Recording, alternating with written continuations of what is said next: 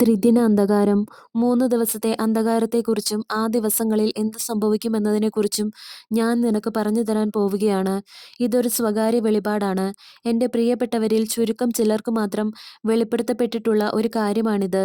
ആ ദിവസങ്ങളിൽ ലോകം മുഴുവൻ ഇരുട്ടിലായിരിക്കും.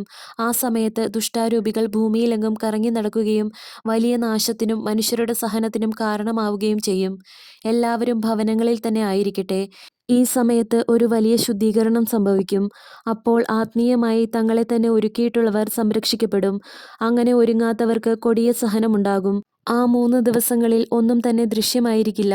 മഹാമാരിയെ വഹിച്ചുകൊണ്ടുവരുന്ന വായു അനേകരുടെ ജീവൻ അപഹരിക്കും. അതിൽ എൻ്റെ മതത്തിൻ്റെ ശത്രുക്കളും ഉൾപ്പെടും.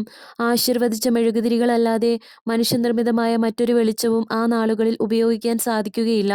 സർവ്വലോകത്തെയും ബാധിക്കുന്ന ഈ അന്ധകാരത്തിൻ്റെ 3 ദിവസങ്ങളിൽ കർത്താവ് ഉടനെ തന്നെ മാനസാന്തരപ്പെടുത്തുന്ന ചുരുക്കം ചിലരൊഴികെ അറിയപ്പെടുന്നവരും അറിയപ്പെടാത്തവരുമായ സഭയുടെ എല്ലാ ശത്രുക്കളും നശിക്കും. അന്തരീക്ഷത്തിലെങ്ങും ദുഷ്ടാരൂപികൾ വ്യാപിക്കും. അവ വൃത്തികെട്ട പല രൂപങ്ങളിലും പ്രത്യക്ഷപ്പെടും. എൻ്റെ കുഞ്ഞെ, ഇതറിഞ്ഞിരിക്കുക. മുൻകൂട്ടി അറിയിക്കാതെ ദൈവം ഒരിക്കലും മനുഷ്യരെയോ തൻ്റെ ഏതെങ്കിലും സൃഷ്ടികളെയോ ശിക്ഷിക്കുന്നില്ല.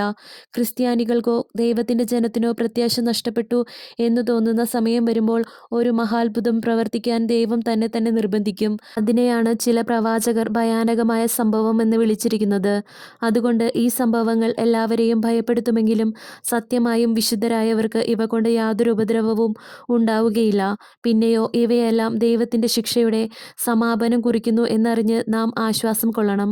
മുൻകാലങ്ങളിൽ നിന്റെ സഹോദരരോട് പറഞ്ഞിട്ടുള്ള ഇതേ കാര്യം നിന്നോടും ഞാൻ പറയുന്നത് വരാനിരിക്കുന്ന അന്ധകാരത്തിൻ്റെ ദിനങ്ങൾക്കായി നിങ്ങൾ ഒരുങ്ങുന്നതിനു വേണ്ടിയാണ്. ആ ദിവസങ്ങളിൽ ശൈത്യം അതികഠിനമായിരിക്കും. കാറ്റ് ആഞ്ഞു വീശും. ഇടിമിന്നലും അതിനെ തുടർന്നുണ്ടാകുന്ന ഇടിമുഴക്കവും കേൾക്കുമ്പോൾ എല്ലാ വാതിലുകളും ജനാലകളും അടയ്ക്കുക. വീടിന് പുറത്തുള്ള ഒരാളോട് പോലും സംസാരിക്കരുത്. ഭൂകമ്പം സംഭവിക്കുമ്പോൾ പുറത്തേക്ക് നോക്കരുത്. കാരണം ദൈവത്തിൻ്റെ ക്രോധം പരിശുദ്ധമാണ്. ഈ ഉപദേശം നിരസിക്കുന്നവർ ഉടനടി കൊല്ലപ്പെടും. കാറ്റ് അതിനൊപ്പം വിഷവാതകങ്ങൾ കൊണ്ടുവരികയും ഭൂമിയെ ആവരണം ചെയ്യുകയും ചെയ്യും. നിഷ്കളങ്കരായിരിക്കെ സഹിക്കുകയും മരിക്കുകയും ചെയ്യുന്നവർ രക്തസാക്ഷികളായിരിക്കും. അവർ എൻ്റെ രാജ്യത്തിൽ എന്നോടൊത്ത് ആയിരിക്കുകയും ചെയ്യും. ആ ദിവസങ്ങളിൽ അവർ വിജയിക്കും. 3 രാത്രികൾക്കു ശേഷം ഭൂകമ്പവും അഗ്നിയും ശമിക്കും.